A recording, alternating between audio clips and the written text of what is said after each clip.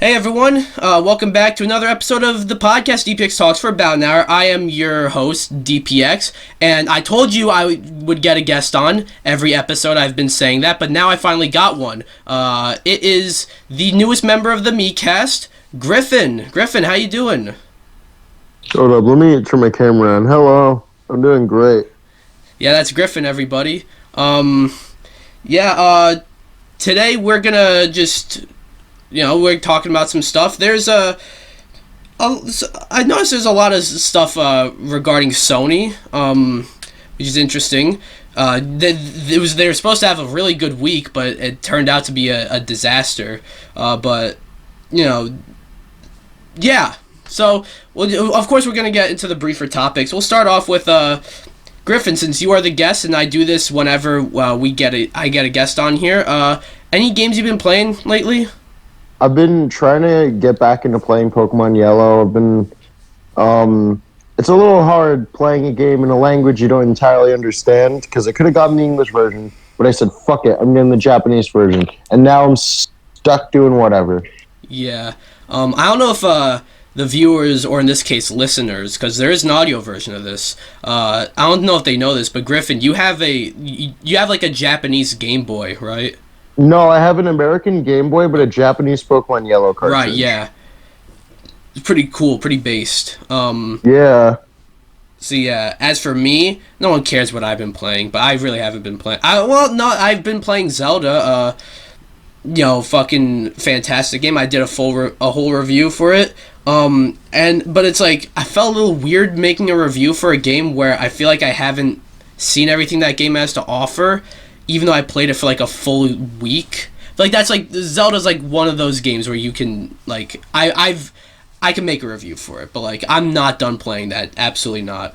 Yeah, it's an amazing game. Anything else you've been playing? No, not really. I have been trying to get back into catching up with One Piece. I know it's a TV show, but like it's something. Yeah, I guess that's a good segue to what we've been watching. So Griffin, you mentioned One Piece for what you I've been very far. What I hate about One Piece, the one downside to being a One Piece watcher and having almost caught up, is the moment you stop watching, there's a shit ton of stuff you miss out on. Yeah. Compared to, like, I mean, the same can be said about any other show. But I mean, like, One Piece, like, literally, you miss one episode, you miss so much. It's because, like, isn't like the first, I could be wrong about this, but I think I heard, like, the first half of, like, the first season is, like, 100 and something episodes, or something like that. Yeah, there's usually, like, a crazy amount of episodes in arc, like, one of the arcs had like over 100 episodes, and like I think the longest one in the anime.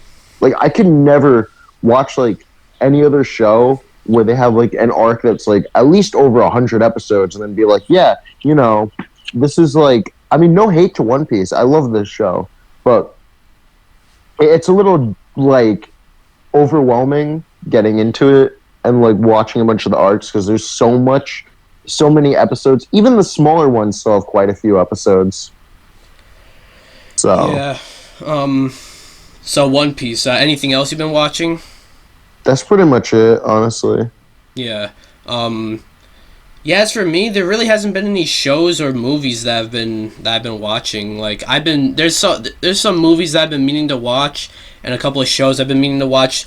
Some movies come out soon. Like there's we'll talk about some of the early reviews for this movie, but there's Across the Spider-Verse that comes out soon. I cannot wait for that.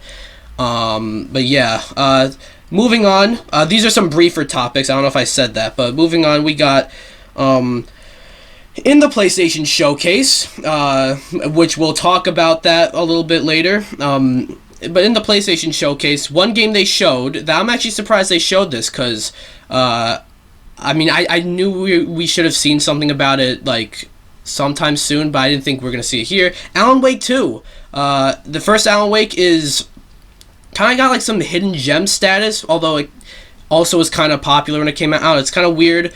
It's, like, kind of been forgotten, but also, like, it had a sequel, Alan Wake 2, that's been in development hell. Like, Alan Wake 1 came out in 2011. We're finally getting Alan Wake 2 this year, like fucking 12 years.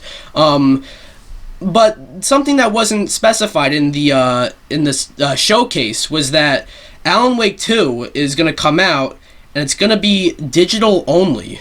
There's not going to be a physical version of the game, and Epic says that is to make sure, you know, you keep the game at $60 for consoles and $50 on PC. But I feel like there's other ways you can like make it so that the game does not hit $70 than just making it digital only. Like you could do it on 2 different discs. I know that is a bit of work, but like I don't know, it's not like it's me personally, it's not like I'm still gonna play the game either way. It's not like I'm not gonna get it now that it's digital only. But you know, I got a physical PS5 and a physical an Xbox Series X. So you know, I just like physical media because, like, you know, you have the game, like you can say you own the game. With the digital, it's, I guess you can say you own the game, but it's not really the same. You know what I mean? But Griffin, what do you think about Alan Wake 2 being digital only? I kind of see where they're coming from. Like, especially if it's going to be a huge game, it would make more sense to put it on digital only. But that's still a rarity, and I don't think a lot of people are going to be used to that. Yeah. I mean, like, you see digital-only games, but it's not... Like, a big game, like a big AAA game like this, it's rare that... Yeah. I've never even heard... I'm going to be honest, I've never even heard of the Alan Wake series, so this is, like, kind of new, but... Yeah. So, yeah, any final thoughts on that? I don't really have any other thoughts. I was going to mention I do have a separate thing for the, a new thing for the topic of my choice, but I'll get to it later. Yeah, all right. For those of you who don't know, whenever I get a guest on here, we like to give the guest their own topic that they come up with, because I come up with most of the topics, but, you know, get a guest on here. Why not? By the way, Griffin, I think you're the first guest I've had on the podcast this year, which is... Damn. Yeah. I've done a lot of solo episodes this year. But moving on, we go from one horror game that's going to be coming out in October to another horror game that's going to be coming out in October with Alone in the Dark. I feel like this one kind of got a little overshadowed because it got a full like presentation the day after the showcase, the PlayStation showcase. It was like a THQ presentation, and you know, they're not quite like, they don't quite have like PlayStation name value, but they're making an Alone in the Dark remake. People seem iffy on this game, but this game was announced a year ago, by the way. But people seemed iffy on this game, because yeah, they are taking Alone in the Dark, you know, this sort of like isometric kind of like, you know, and they're making it like a third-person horror game, which I think is interesting. The game looks really cool, like visually, and it's going to be coming out on October 25th, I believe. So that's pretty cool. The game looks good. I'm excited to play it. I hope it's good, because this is one of those like, you get a remake that's like, say the Dead Space remake, where you did take the same game, you rebuilt it from the ground up, but it's more or less the same thing. Not that there's anything wrong with that, but it's more or less the same thing. Then you take a game like the Resident Evil 4 remake, where you change a lot of what the original did, but make it better. And then there's the Final Fantasy VII remake, where the word remake is a lie. This seems to be like in the middle of Resident Evil 4 and Final Fantasy VII, right? Like, the word remake seems to not be a lie, but it's like a completely different game, gameplay-wise. Griffin, what do you think about the Alone in the Dark remake? I'm excited either way. Alone in the Dark the original was a great game, and even if they're making some changes to it, I'm sure it's still going to be good all around. Yeah, and it's important to specify the original game's a great game, because they made some other games in this franchise and not that good. Griffin, have you ever seen, you know about, I think it was like the 2008 reboot of Alone in the Dark? No, I only know the original. I've never. In the 2008 reboot, the dialogue is so bad that it actually comes back and loops back around to being good. Like it's so funny. Wait, is it kind of like Saints Row, the new Saints Row dialogue, or is it like? Oh no, this new Saints Row is trying to be like hip and cool, and it's just fucking stupid as a result. This one's like it's trying to be serious, and then it's just but like do you got? Oh, so it takes itself too seriously in a way. You got the main character being like, "I'm the fucking universe." Like, fucking, yeah, like I it's so funny. But yeah, that's that. Is that all our brief topics? Shit, I think it is. Oh no, one more game, one more brief topic. I feel like I was the only one who knew about this game coming out, and even then, closer to its release, I kind of forgot it was coming out. Lord of the Rings Gollum. It was a thing that happened. I remember it was kind of a big deal when that was announced because that was like the first PS5 Xbox Series X game that we saw like pictures of. So that was definitely a big deal. But then like those two consoles have been out for like 3 years now, and now the game's finally out. It got delayed multiple times, and the game came out, and it's definitely the worst reviewed game of the year. I was actually gonna play it. And then It's out? yeah, it's out. Oh shit. Yeah, I was gonna play it, but then I saw like the reviews are bad. I didn't think it was gonna be good, but like I was like the reviews are bad.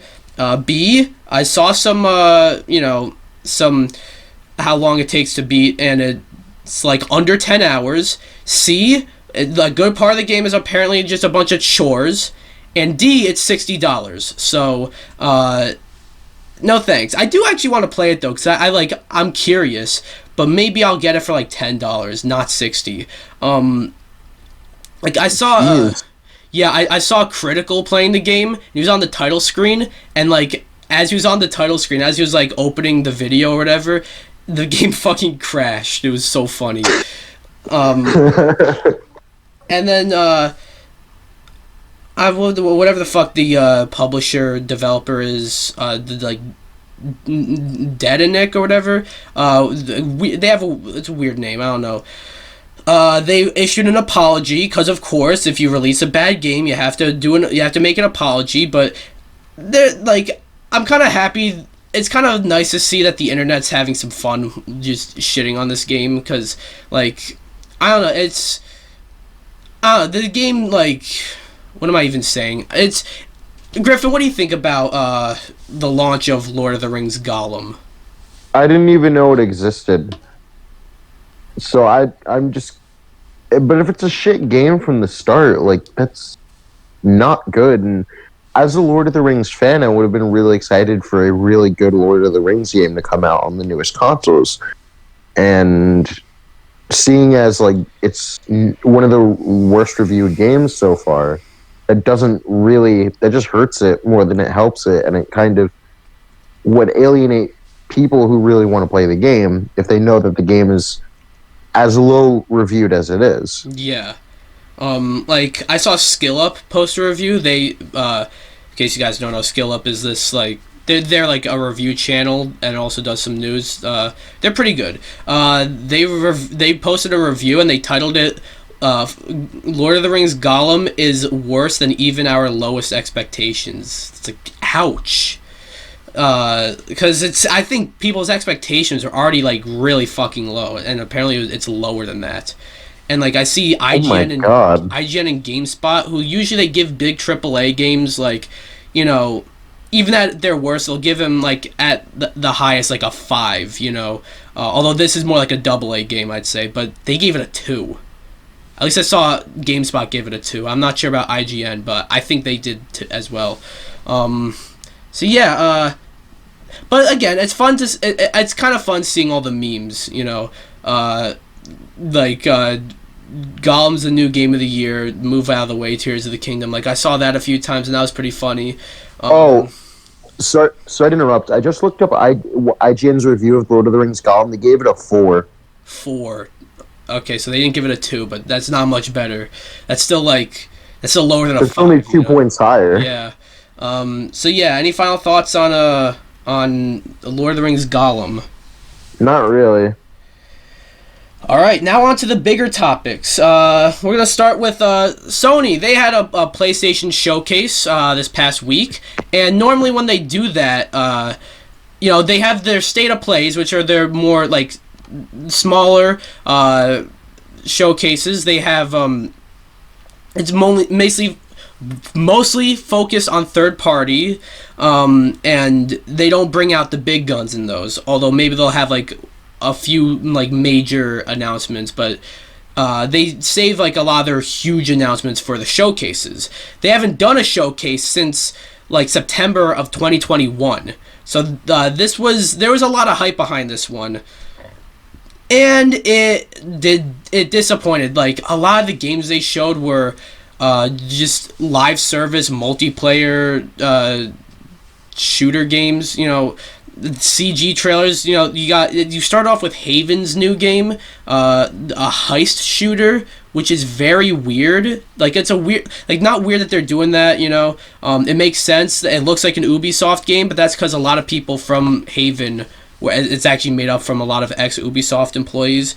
But like, it was a weird game to start with, and like it was paced very weirdly because the PSVR stuff, which, look, if you don't have a PSVR 2, you're not interested, right? All that stuff was at like towards the end, and really they had Spider-Man 2, which looked, I cannot wait for that. They announced Metal Gear Solid. They made a remake of Snake Eater, and they're calling it Metal Gear Solid Delta Snake Eater, which is like they're using like the Greek letter delta, which whatever. And some others. They showed Alan Wake 2, we talked about that earlier, and Dragon's Dogma 2 was there. I wasn't expecting to see that there, and that was pretty cool. Plucky Squire also looked great, but like just a lot of forgettable stuff. Well, apparently, and this isn't really like proven necessarily, it's more of a rumor, but it's a rumor that's been spreading around a lot because there seems to be like some actual evidence behind it.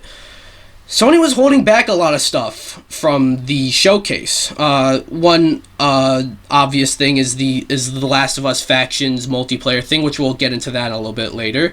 But there's other stuff like Team Asobi's new game, Sony Santa Monica's new game, Blue Point's new game. So going on to this is Game Rant. It reads, multiple industry insiders have reported that Sony was holding back with the latest edition of its PlayStation Showcase. Their claims emerged online following a mixed response to the event, which saw the gameplay reveal of Marvel's Spider-Man 2, but was criticized for otherwise lacking in first-party exclusives, among other things. It continues, with the PlayStation Showcase happening nearly 2 years ago, the last one nearly 2 years ago, the fandom had high expectations for Sony's May 24th broadcast. And though the event was hardly lacking in content, clocking in at over an hour, it offered little in the way of release dates and was largely focused on CGI trailers instead of gameplay sequences that many have been hoping for. Some fans were also surprised to later learn just how many PlayStation Showcase games are coming to Xbox. Established industry insider Tom Henderson subsequently took online to suggest that Sony had been holding back with the PlayStation Showcase. Many of the titles from the event, quote, are pretty much ready, even though they are yet to be treated to gameplay reveals and release dates. Henderson reported on May 25th. Soon thereafter, another known leader known as the Snitch said that they were surprised to see Sony choosing to omit several AAA games that are on the horizon from its PlayStation Showcase lineup. So, it goes on to, it just elaborates a bit more, but basically the gist is some insiders have word that there are a lot of games that are ready to be shown, but just for whatever reason were not shown in this showcase. And then soon after this, I guess this isn't going to be its own topic. I guess it fits right into this. But soon after this, there are rumors that Sony are going to do another showcase this year.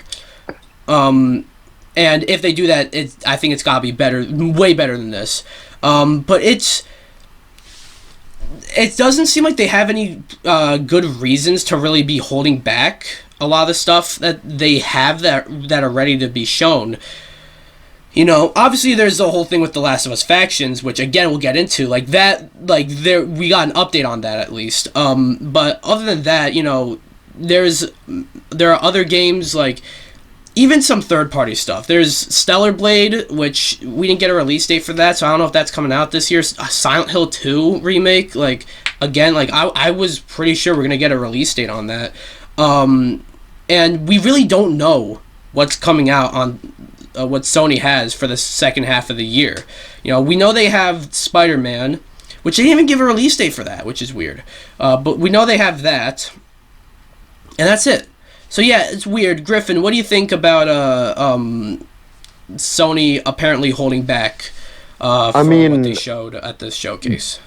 This is probably a weird take, but if they knew that they were just going to show CGI trailers and shit, they shouldn't have done it in the first place. But at the same time, there are also only 2 games I really give a shit about that you mentioned, and that was the Spider-Man 2 and Metal Gear Delta Snake Eater. Yeah. Those are the only 2. But I was a little disappointed to find out they didn't really show much. They didn't even give a release date for Spider-Man 2, which is really unfortunate. I was hoping there'd be a lot more. It did seem like a bust. They should have just waited. Yeah, and it's I don't get the point of showing a CGI. I guess maybe if it's an IP that you're familiar with, I guess you can maybe get away with showing a CG trailer, because it's oh well, we know it's you're excited because it's a sequel to something or a reboot of something, but yeah, they showed a CGI trailer for this game called Concord. I believe that was Firewalk's new game. I think I could be mixing it up though. They showed a CG trailer for that, and that's a new IP. The CG told us nothing about how the game is, and it has a 2024 release date. So it's I don't know. They did that a lot. Haven's new game, Fair Games, that game had a CG trailer that didn't really tell us much. It's just a lot of CG stuff. They were not a lot of the CG stuff had 2023 release dates as well, which is interesting. So it's either they're not coming out this year and they lied, or they are going to come out this year and they're ready and they have gameplay that's ready to shown, but for whatever reason they didn't show the gameplay. It's really weird what's going on with this showcase. I don't know. Now, with the rumors of there possibly being a second showcase this year, I would like to see that. I would be excited if there's another showcase, but also not as excited because I was really excited for this one going in because A, it was the first showcase in over a year, and B, whenever they do the showcases, they're usually really damn good. It's major reveal after major reveal after major reveal. This is here there was 20 minutes of bangers and then 40 minutes of just forgettable stuff. It should have been the other way around. And if they were holding back, it's just weird. I want to know why, because apparently there's other stuff that came out. Apparently Days Gone 2 just entered development, which I know would have been a little weird if they just made an announcement for that, but then said we just entered development, the game's not going to be out in a while. But that's at least something. Then the rumors of them about to buy CD Projekt Red started floating around, but then they were debunked. That was going to be its own topic because that's pretty big, but it got debunked, so what's the point of talking about it? But yeah, any final thoughts on Sony apparently holding back during the showcase, Griffin? Not really. All right. Next up, I guess we'll go right into the other Sony topic. as I mentioned this a few times, but didn't really talk about it. One thing that a lot of us expected to see at this PlayStation showcase, with all the live service multiplayer games that, I don't like. The whole live service thing's starting to like die out. Like early this year, there's that whole week where it's just live service game after live service game getting canceled and getting shut down. Wait a minute. So yeah, sorry about that. Some weird thing happened outside. I kind of forgot where I was, but so basically, yeah, I remember now. Of all the live service games that Sony's investing in and they announced at the PlayStation showcase, The Last of Us Factions was one that I think a lot of people actually would have liked to see. They made a big deal about how it's not going to be on included with The Last of Us Part 1 remake, because they're going to spin it off into its own standalone game and flesh it out a bit more. And they were really aiming for it to come out this year, but now it's not at the showcase, so it's like, what happened there? Well, Naughty Dog gave us an update, and they put out a little press release in a tweet. It reads, "We know many of you have been looking forward to hearing more about our The Last of Us multiplayer game. We're incredibly proud of the job our studio has done thus far, but as development has continued, we've realized what is best for the game is to give it more time. Our team will continue to work on the project, as well as our other games in development, including a brand new single-player experience. We look forward to sharing more soon. We're grateful to our fantastic community for your support. Thank you for your passion for our games. It continues to drive us." So, yeah, that's their statement. So basically, it seems that the development for the game is lacking a little bit, and it was not ready, and it's not really coming together the best. Naughty Dog seemed to put out a bit of a statement to kind of ease the fans. They put out another statement where they mentioned that they're working on a new single-player game as well. I guess to like kind of spin the conversation, like, "Ooh, what's their new single-player game?" Yeah, I don't like that they did that, because it kind of takes away. It's like if you're like telling someone a story and then it's like, "What? But this alternate thing happened that has nothing to do with the story has happened," and so it's like you're just taking it's kind of like a cope. Like they're coping because they know they're not doing what they're supposed to do. They haven't really done much with The Last of Us. So they're like, wait, but we have this other thing that's coming out that's going to take away from the fact that we suck as a company and we're not doing what we're supposed to. Yeah. I get we get why they did that, but yeah, you did. I don't even know how to really respond to that. You did a great job explaining.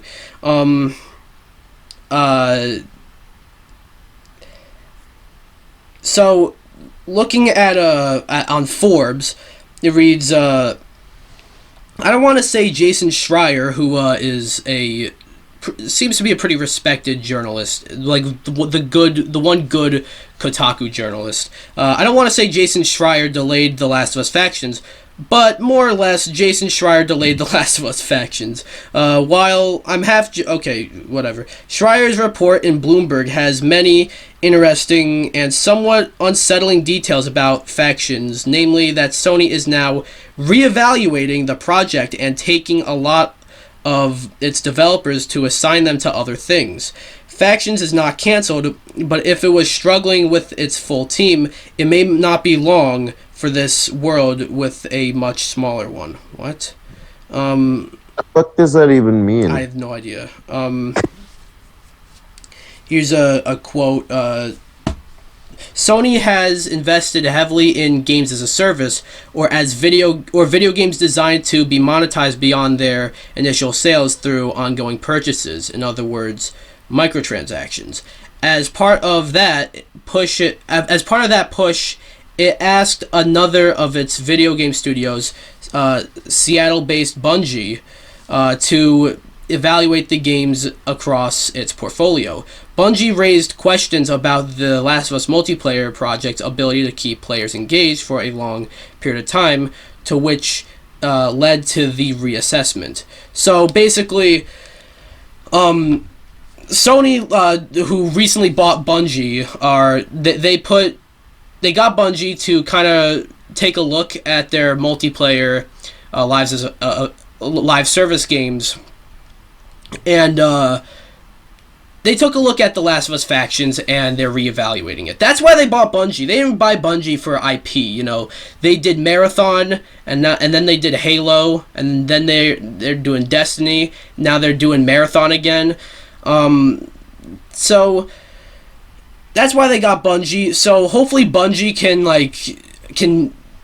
hopefully this game, Last of Us factions, can come out and come together, and it's good. Because otherwise, if the Last of Us multiplayer doesn't end up working out, then I think Sony needs to just accept the loss on live service games. Because we've heard reports that they were investing a lot in live service games, and obviously now we're seeing we're seeing that happen with all the live service games we saw in the showcase. But if The Last of Us doesn't work, their one IP, I mean, they have Twisted Metal that they're making into a multiplayer live service game. But other than that, Twisted Metal's not really. The Last of Us definitely is more relevant than Twisted Metal, despite Twisted Metal getting a new show this year, which is interesting. But what was I saying? Oh no, if The Last of Us doesn't work, then I think they need to take the loss, because live service games are starting to die out, and I feel like any live service game that comes out at this point and doesn't do anything unique, just tries to chasing a trend. I see it as being dead on arrival, because look at the new Suicide Squad game. That game's gonna be dead on arrival. That game's not gonna last that long. So yeah, Griffin, what do you think about the Last of Us factions, Last of Us multiplayer, whatever it's gonna be called?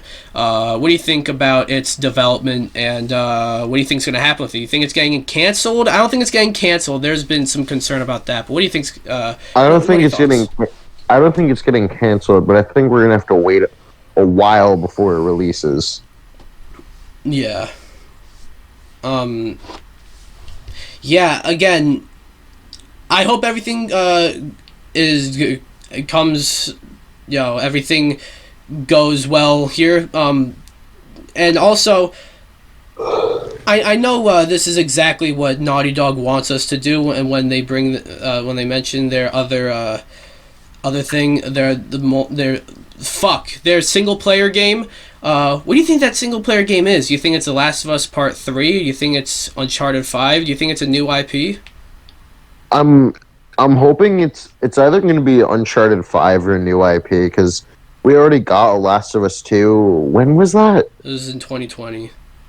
Yeah, we already got a Last of Us 2. When's the last time we've had an Uncharted game?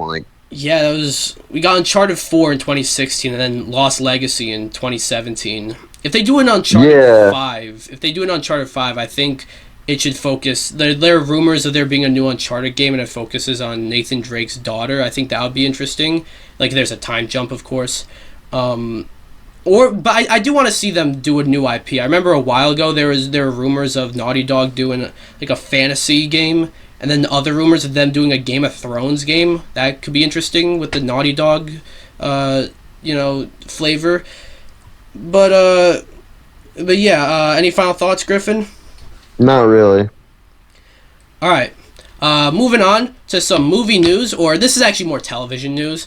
And it's kind of old, but it's still going on, so we'll talk about it.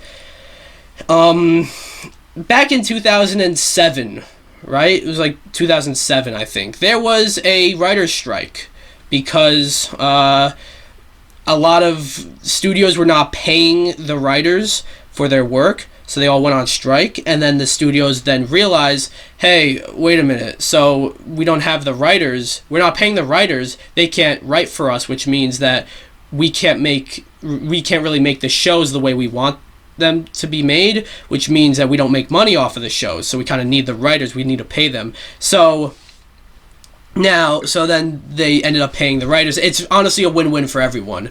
So now it's happening again, and it's like, first of all, I just want to say, the easy thing to say is just pay your fucking writers. Like, why not? Like, again, it's a win-win for everybody. And we saw, like, I think the 2007 writer's strike happened, it went on for, like, 3 months? But the effects, like, a lot of television felt the effects on that for years, and some movies were affected too. Like, for example, I think in one of the Transformers movies, it didn't have a script. Michael Bay just put together, like, a bunch of bullet points. I don't even know if that's true or not, but, like, that would kind of explain quite a bit, actually. But yeah, so we're on there's another writer's strike going on, and there's a lot of things. A part of that is, like, paying the writers, but also there's ChatGPT. Keep that out of movies and television. And yes, absolutely, because people complain about how, there's no originality. You bring in ChatGPT, all originality's gone. Like, ChatGPT is literally, like, it literally takes ideas from the internet, and, so, yeah, it's a big, messy situation. It will get resolved, this isn't something that's just gonna be going on forever.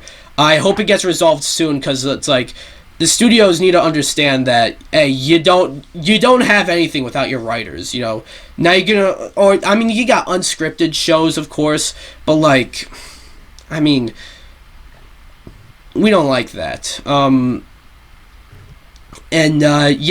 Griffin, what do you think? You have quite a few things to say from what it seems. Yeah, so. I feel like this is a really bad situation, but I don't mean to say but as in something good has come out of it, but it's kind of put the plug on some shows that really should have had the plug pulled on them a while ago, such as Family Guy, which has stopped being as like it used to be. I don't know about American Dad. I wasn't very I didn't really watch it all that much, but Family Guy used to be really good. Overstayed its welcome, and now because of the writer's strike, it's on an indefinite hiatus. So at least there's some shows that, like, are finally getting, like, what they deserve in a way, but for undeserved circumstances. Yeah. Some, like, there's Cobra Kai is getting affected. I think that's, like, one of my favorite shows, and I think what they did is like, the whole season's written, and they tried to film the first episode, but they're like, nah, we can't film the rest of this season. We need the writers. There's, I think, Andor, and there's Rings of Power that are just filming without the writers. And I don't think you guys, I don't think everyone really understands how, like, obviously the writers, they write the scripts, they write the stories, but then I don't think you guys realize, or not, I want to just generalize everybody, but I don't know how much everyone realizes how important the writers are for, like, on set, Let's just say there's an item that a character is written to use, but it doesn't really work out that well, and now this line of dialogue doesn't work. Or let's just say a line of dialogue sounds a lot better on paper, but then said out loud, it doesn't work. The writers can be on there to be like, okay, instead of that, do this. Everything all right there, Griffin? Yeah, everything's fine. I just had to fix my headphone for a second. We're good, bro. So the writers, you kind of need the writers to be on set. So, there's already a lot of issues I had with Rings of Power, but now they're doing a second season without the writers there. That's a little worrying. Andor, I fucking love the first season, so I'm a little worried that none of the writers are going to be on set. There's a lot of the late night shows are on hold. There's this other movie, Strays, that that's all done and everything. It was supposed to release, I think, like maybe this month, I think, or next month. I'm not sure, but they delayed it because to ramp up the marketing, they were gonna go on all the late night shows, but since they're on hold, like they can't do the marketing, so they gotta delay it so they can do the marketing for the movie. So, and I've seen a lot of this. A lot of people being like, yeah, well, fuck the writers. No one likes the Hollywood elite. What these people don't understand is that the Hollywood elite, the shitty, TMZ bullshit people in Hollywood, the greedy corporate executives, those are the people that these writers are striking against. So if you don't like the corporate side of things, you should be for this strike. Because this strike is writers asking those greedy corporate people to give them money for what they did. So, and once again, ChatGPT, keep that the fuck out of... I have negative interest in in movies or shows that are written by ChatGPT. I do not ever want to see that. So yeah, Griffin, any thoughts you want to say on the writer's strike? Just pay the writers. Just pay the writers. Yep. That's really it. Yeah, it's really that easy. So yeah. Next up, we go, I guess from one greedy corporation to another, or one was about greedy corporations. This one's just about one greedy corporation. But I love this greedy corporation when they're not being greedy. Their name is Nintendo. I was gonna go on a tangent. Not every Nintendo fan is a Nintendo, and just keep that in mind. Nintendo's my favorite company, my favorite video game company, but I hate a lot of the shit they do, especially what we're about to talk about. I have something to say on that, actually. The I think one of the reasons why... Are you talking about what we're gonna get into? The Dolphin Emulator. Yep. The Dolphin Emulator, yeah. Can you hold that? Sorry, yeah, I got excited. Right. It's alright. Griffin has quite a few things to say about this one, too. So a while back, pretty shocking announcement. It was announced that the Dolphin Emulator, if you guys don't know, Dolphin is an emulator for GameCube and Wii games, and it's a really solid emulator that I've heard about and have definitely not used because I don't break the law, definitely. So it out of nowhere they announced that the emulator was coming to Steam, kind of giving Dolphin somewhat of an official release. But now Nintendo have put a DMCA strike on Dolphin coming to Steam, and they're kind of putting an indefinite delay to it. This comes to us from IGN. They say that Nintendo has explained why it's issued a cease and desist order against Wii and GameCube emulator Dolphin over its launch on Steam, saying its existence harms development and ultimately stifles innovation. While that has part to do with it, apparently the creators of the Dolphin Emulator also uploaded the Wii's basic input, basic out. But wait, what was the acronym again? Basic input output system, right. which is actually illegal to do. If it's not your property, it's illegal. So it makes sense. I can't say Nintendo is being greedy here if they were doing something that was illegal. Yeah, but I feel like, okay, so I want to give my thoughts, because I feel like, yeah, that is, you do something illegal, yeah, but Nintendo, they've always hated emulation, and it's in their legal right to do this. Let's not twist that. It is within their legal right, but it's the people who made Dolphin, they're not doing it out of spite for Nintendo. They do this because they love the GameCube, they love the Wii, they want a way to play those games because fucking Nintendo's not going to re-release them, you know? It's rare they fucking, like, the fact that Metroid Prime Remastered, or, like, the Skyward Sword HD or Xenoblade Chronicles Definitive Edition, like, those are honestly rarities, like, getting a re-release of a GameCube and Wii game, the Bait and Kaidos remasters, you know, like, that's rare that we ever see.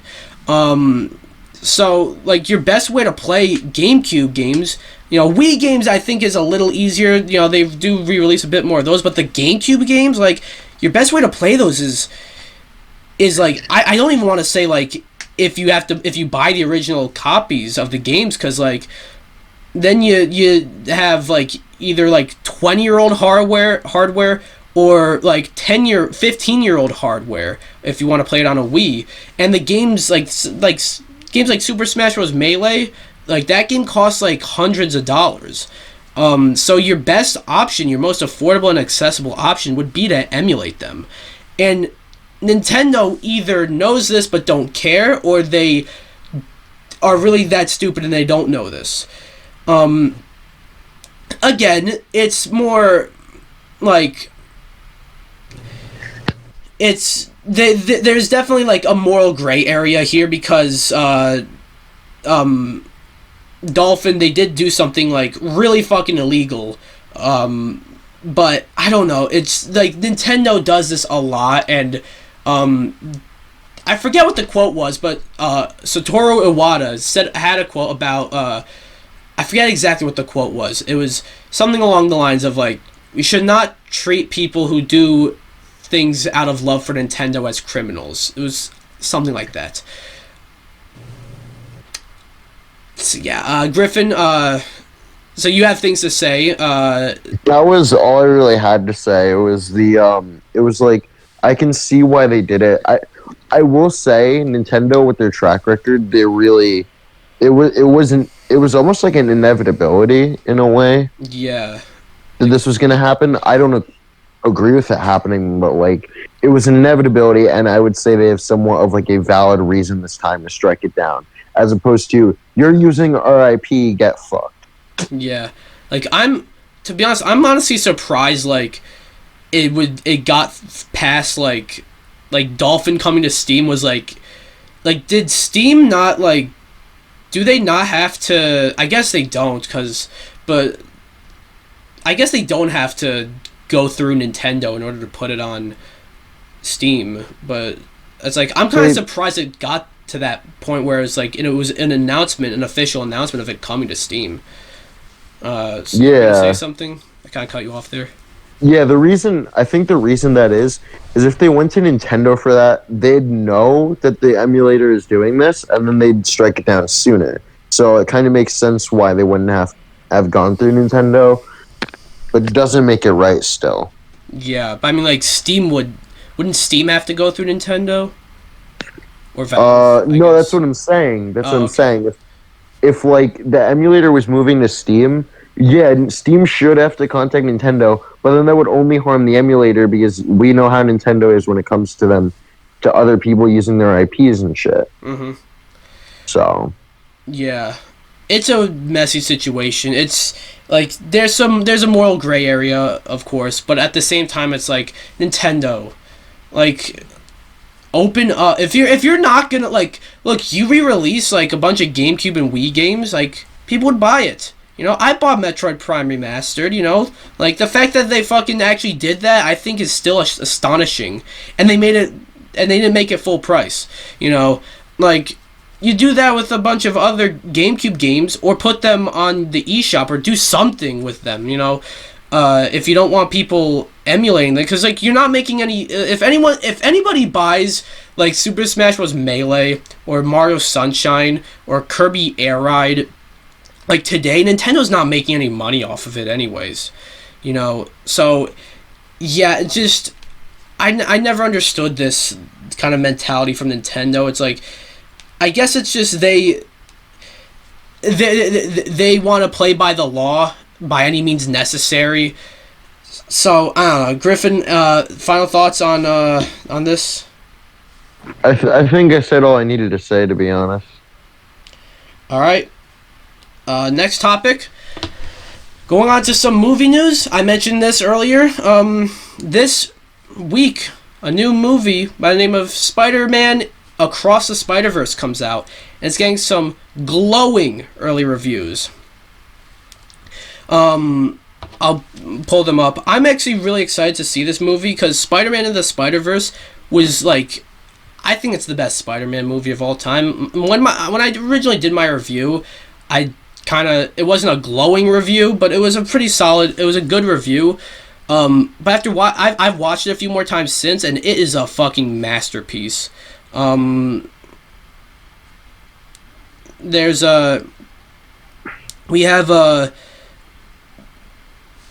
have a review from Cinema Blend's managing editor, Sean O'Connell. Okay, Spider-Man Across the Spider-Verse lives one step above masterpiece. It's an actual work of art. Every frame deserves to be hung in a museum. The jokes and nods to Spidey lore are perfect. It's outstanding. The best Spider-Man movie. Might be my favorite movie ever. Cherish it. Brian Davids, another a THR writer, says Spider-Man Across the Spider-Verse is yet another resounding win for the Lord Miller produced universe. Haley Steinfeld really comes into her own as Gwen Stacy, and her scenes with Shea Wingham's Captain Stacy are truly special. It's darker and sadder than I expected, but necessary. Got some other reviews. Into the Spider-Verse raised the bar with its unique animation and way of storytelling. Minds were blown when it was released, and fans thought there was no way it could be topped. Think again. Spider-Man Across the Spider-Verse raises its own bar, which seemed impossible. There are shocking twists, unexpected surprises, and a story that truly makes sense for the crazy multiverse world that we all have. That we have all jumped headfirst into. The new Spider People are amazing. Across the Spider-Verse never feels its length. And one more review I'll read. Across the Spider-Verse is not surprisingly terrific. It's a bigger story spread out over this movie and next, but it's still about Miles just wanting to be accepted for who he is. There are a lot of Spider People in the movie. I laughed out loud 8 times. So, yeah. Those are just some reviews. There's a lot more on that article I read. There's a lot more reviews than that. And those are some absolutely fucking crazy reviews. And I think, like, it just amplified my excitement. I actually kind of forgot the movie was coming out this week. Not that it's like, I'm not following. I just zoned out, I guess. I've been, like, playing so many games I forgot about the movies coming out, you know what I mean? But, like, because this, like, I didn't even realize this until now. This comes out, like, I'm going to be seeing this, and I'm going to be playing Street Fighter 6 in the same day, which is going to be fun. That's going to be quite a good day. But, yeah, like, these are some crazy reviews. I can't wait to see the movie myself. I think I'm seeing it Friday. Cannot wait. Griffin, thoughts on all these reviews for Spider-Man Across the Spider-Verse? Well deserved. Well deserved. Yeah. Are you seeing this movie? What do you like? Are you excited for this movie? What are your thoughts? Like, I'm excited. I'm gonna be honest. I didn't know when it was coming out, but I'm excited either way. I like the first one a lot, so. Yeah, I heard someone say this before, and I think I'm just gonna steal it. Spider-Verse is like okay, well, No Way Home was Spider-Verse, but for the Spider-Man movies. This is like, from what this seems, it seems like it's gonna be the first one, but like times 11. It's the first one, but I've heard that there are over like 200 Spider People in this movie, so that's exciting. Any final thoughts, Griffin? Not really. So yeah, we're gonna have a topic about how the controversy surrounding the skin color of the Little Mermaid is still going on. People are claiming that the movie bombed when it didn't. It did pretty well. I don't think we have anything to say about that really. Just Yeah, I think it speaks for itself, honestly. yeah, it's the anti-woke crowd like just being really loud, and I think that the crowd's just it's not as big as we think. They're just very loud. I think that's what it is. Yeah, the thing is, like, even if you're not woke or whatever, like, who gives a shit? Like, just because a character is white in a movie or black in a movie, it doesn't change anything. It's still the character. Mm-hmm. Unless it's something like Mulan, where they have to be that. Yeah, or it's like say like T'Challa from like the Black Yeah. Panther. Like he kind of needs to be black, or else Yeah. you kind of ruin the point of the character. Yeah. I think the whole thing speaks for itself. So we're gonna have one more topic, and this one is the user, not the user decided one, the guest decided one. Griffin has a topic. Sorry. He briefly mentioned it while we were talking about the This is strike. new. This is new. Yeah. This is new. Wait. It seems like he's gonna have a new topic, so I don't even know what it's about. So yeah, So surprise me. So I'm a rhythm game fan, and I was watching a video about one of my favorite franchises, Parappa the Rapper, and apparently, according to a video by Miikcast fan called Parappa the Rapper's Forgotten Successor, it mentioned a game. This ties into like games on the Wii and shit. It was a game on the Wii that sold 600 copies in Japan. Called let me look at the title again. Wait, it is I'm sorry, 600? 600 copies. You heard that right. Like no 1,000? Not thousand, not million, 600. Damn. And it's called Major Minor's Majestic March. It is not only made by the same developers who made Parappa the Rapper, but the artist who worked on the design also worked on this game too. It only sold 600, and part of it has to do with the fact that, one, it's not that great of a game. Like, what made Parappa different is it was a rhythm game, like your standard rhythm game where you actually have to go with the rhythm. You're pretty much just playing as a talking cat as doing a marching band, and like there's not a lot of replay value or things that you can get. This is coming from what I've gathered from the video, is that there's not a lot you can really get out of the game itself. Mm-hmm. It more so seems like just like a short but fun rhythm game-ish type. Yeah, it's really sad though that like a game that had like a pretty well-known developer, the artist wasn't as well-known, but people know who Parappa is. Yeah. The fact that it released on the Wii and only sold 600 units, that's in Japan only. I'm pretty sure in the US it probably didn't sell shit. What was the game called again? Major Minor's Majestic March. Major Minor's Majestic March. Yeah. American sales. It's disappointing, honestly. So how did it sell in the US? I'm looking. Oh, okay. Fucking not telling me. It probably didn't sell much if they can't give you a straight answer. But overall, it was like a very unsuccessful game, which is really sad because, this, like I said, it was the same developers who made a very successful little franchise that sadly hasn't had a sequel in years. Part of it has to do, I'm pretty sure, with the fact that most of the cast is dead now. But that's what I'm not saying his name out loud, but one of our friends told me, Dylan, and I mean DPX, and sorry, don't hang on it. All right, but yeah, I can't find the sales of the game anywhere.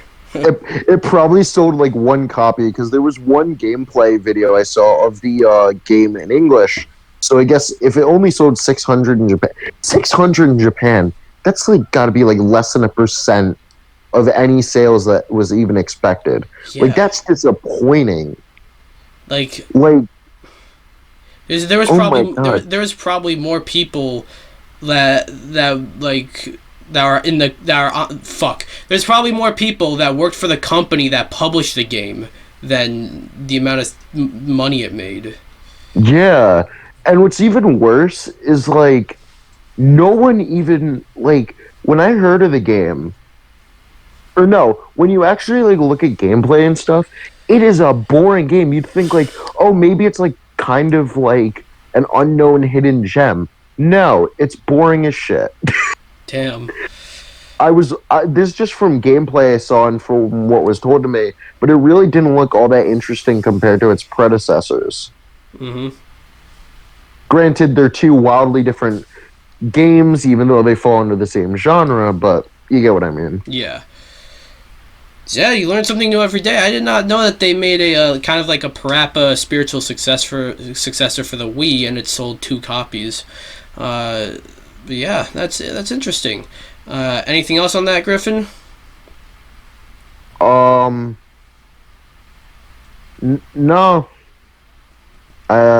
That's all I really needed to say. That's all I really thought of saying. All right. So I think that'll do it for this episode of DPX Talks for about an hour. Thanks for stopping by, Griffin. It's great having you on here. Finally, I've been trying to get a guest on here for a while, and I finally got you on here. But yeah, is there anything you'd like to plug? Not really. I don't really have much to plug. Okay.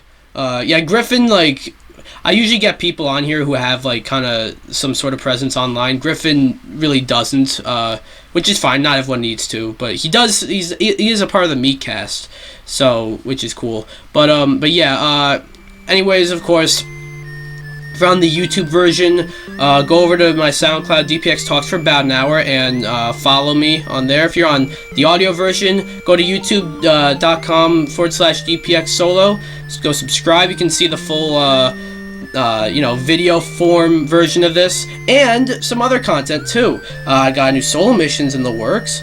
So yeah, we'll be back in another month with another episode of DPX Talks for about an hour. See you guys.